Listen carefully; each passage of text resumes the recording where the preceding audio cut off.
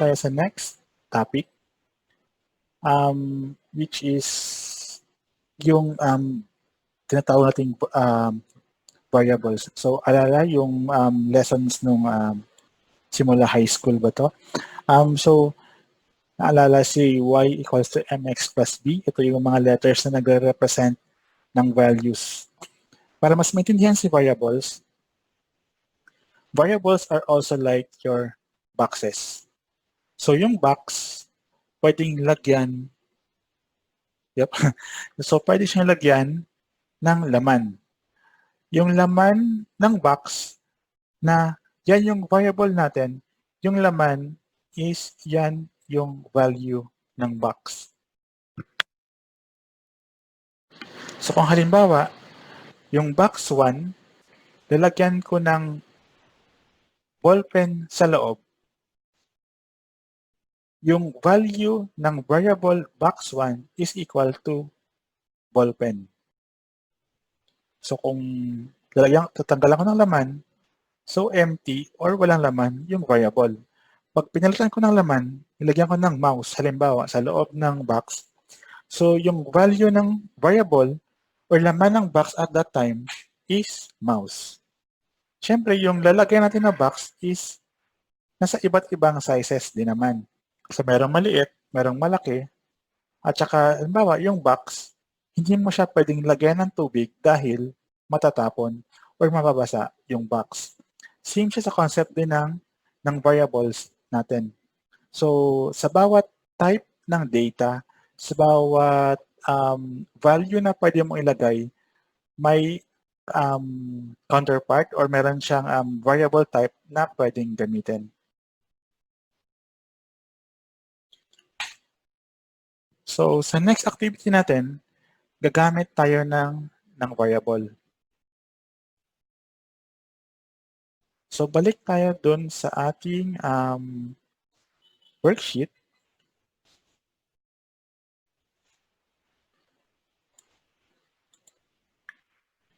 Punta tayo ngayon ng Activity 2 na tab.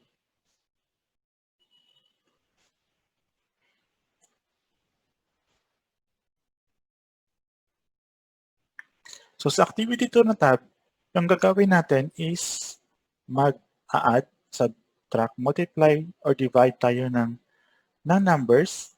So, babasahin natin yung laman ng row 4, then mag-operations tayo, and then ilalagay natin yung sagot sa row number 8.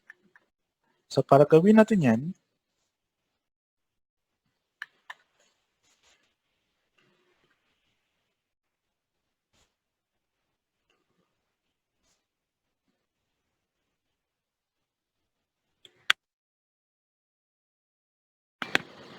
so yung gawin natin ngayon is gagawa tayo ng bagong subroutine or procedure. So para gumawa ng isang subroutine, yung reserve word na sub, and then sa case na to, gagawa tayo muna ng sub-procedure or subroutine para sa addition. So, any name naman. So, sa case na to, gagawa lang ako ng my add. Close open parentheses, enter. Pansin, automatic uling lumabas yung end sub. So, paano ngayon gumamit ng variables?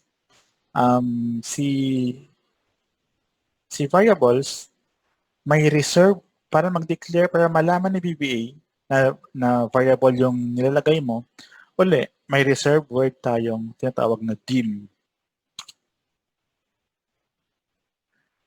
Pangalan ng variable, sa case na to, gawa lang ko ng A.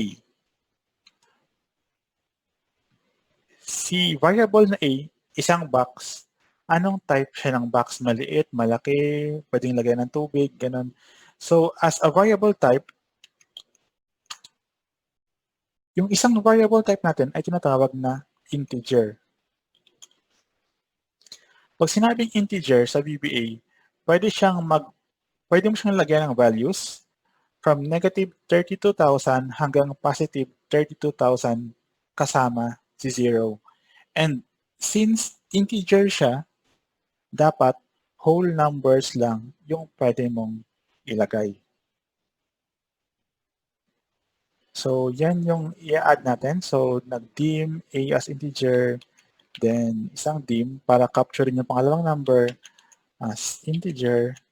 So, mga lagayan pa lang yung nilagay natin, yung ginagawa natin ngayon. And yung sum, gagawin natin is ilalagay natin siya sa pangatlong variable.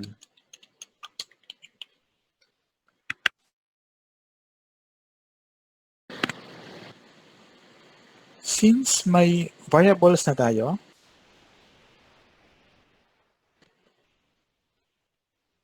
so yung ginawa natin is dim, yung reserve word, pangalan ng variable, and then kung ano siya. So as integer sa case na to. Kung same type lang naman yung mga variables, pwede naman sila sa isang line lang yung pagkaka-declare sa kanila. So ito, isang alternative way lang. Dim A, B, C, separated by a comma as integer. Yun yung isang way. Sa codes, since hindi mo na kailangan yung unang line sa taas, pwede mo siyang gawing comment. Sa VBA, yung comment is apostrophe.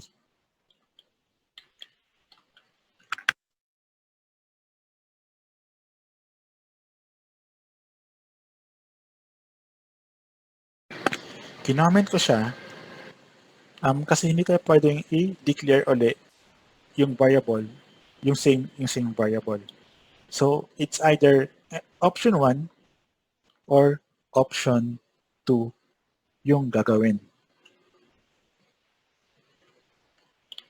So, since may variables na tayo na pwedeng lagyan ng values, yung next is ipapasa natin yung laman ng cell C4, ipapasa sa variable na A. So, A is equal to this workbook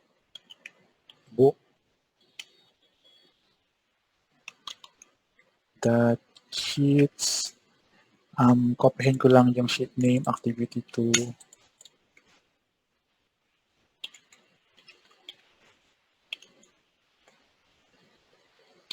that range. Yung cell na babasahin is cell C4. Range C4 dot value. So uli, yung value is a property na binasa natin, na pinasa ngayon sa variable na A.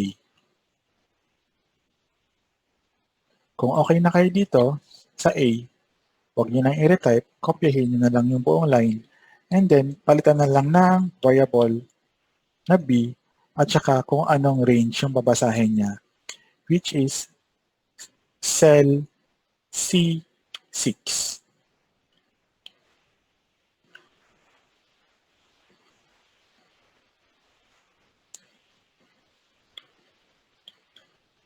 So kung nabasa na, so yung sa line ng code na to, yung value ng cell C4 is napasa na sa column sa variable A, and then same with value ng C6 napasa na sa variable B.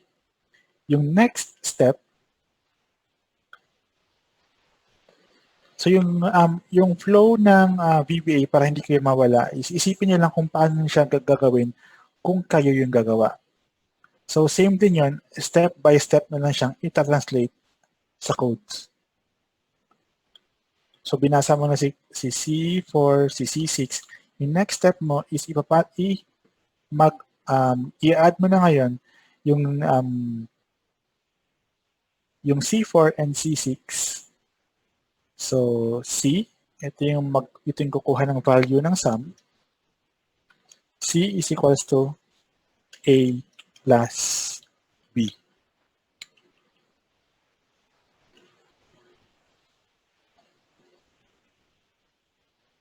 Yep, so kung nasundan, so same yung ginawa natin earlier sa taas, kopyahin ko lang. Kinopya ko siya dahil same sheet naman, yung papalitan ko lang is yung kung saang cell niya ilalagay, which is cell C8. Then, ipapasa yung value ng C. Pansin doon sa previous sub-procedure natin or subroutine, yung 5 kanina is may double quote.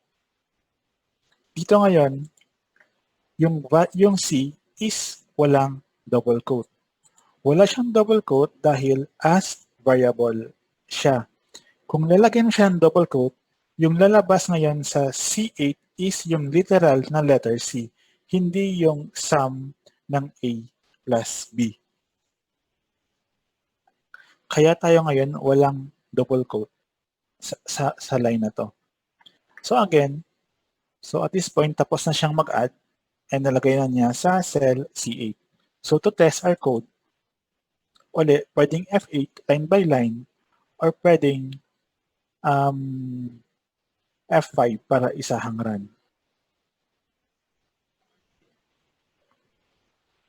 Tanan! So lumabas na siya ngayon sa cell C8 yung value ng inad natin.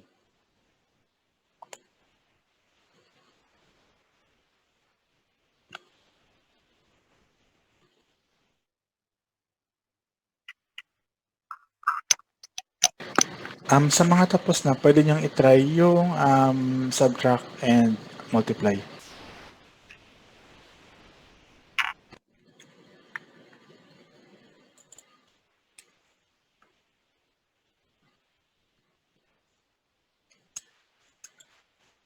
Same concept lang din naman siya, yung magkapalit lang kayo ng operator.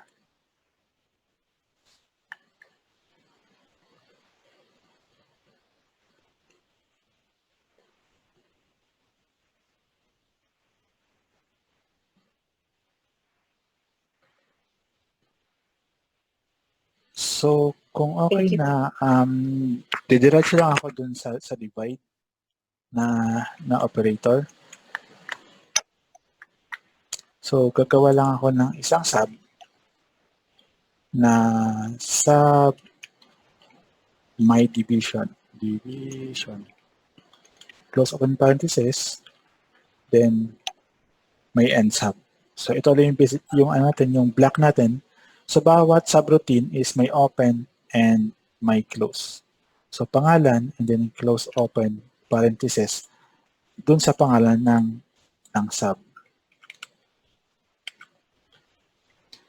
Yung gagawin ko sa division is kokopyahin ko lang yung addition ko at papalitan ko lang ng mga location. So, same ulit, integer, tapos yung una kong number, kukunin ko siya ngayon sa cell I4, yung B sa I6, and then A divided by B is equal to C.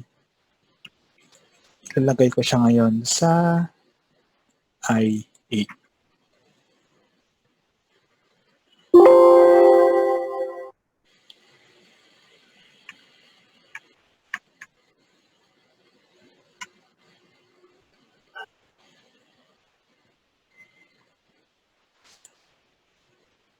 So, I4, I6 yung sagot sa I8. Ito ngayon yung ating subroutine para sa division. So, nagpalit lang. So, same set ng code.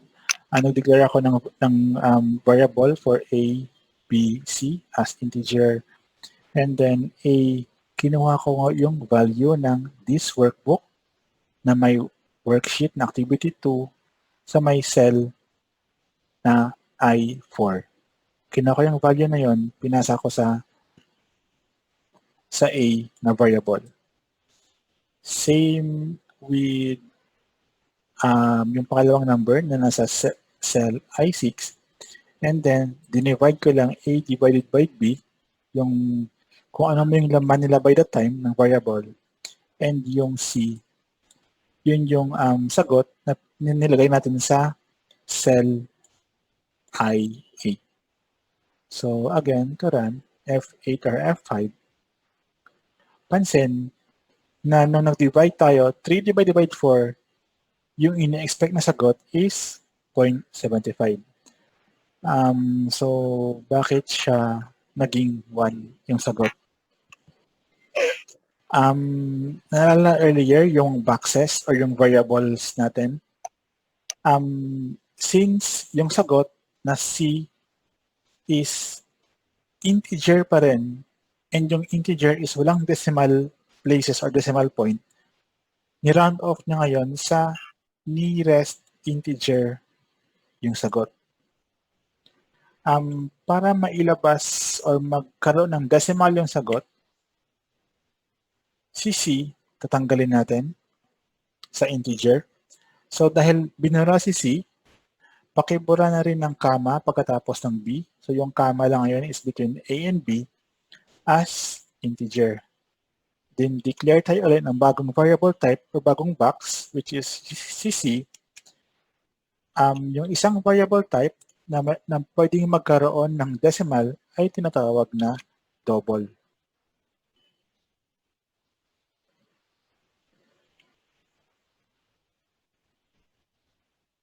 So si C sa case na to ay pwede nang magkaroon ng decimal point. So pag nirun ko siya, pwede na siya mag-handle ng decimal point, which is ayun, yung 0.75.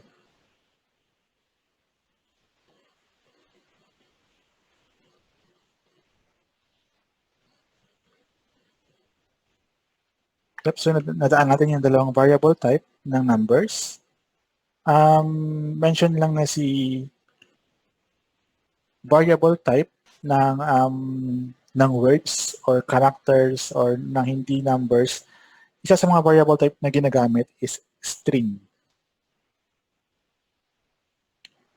which is hindi pa naman natin gagamitin sa case na to.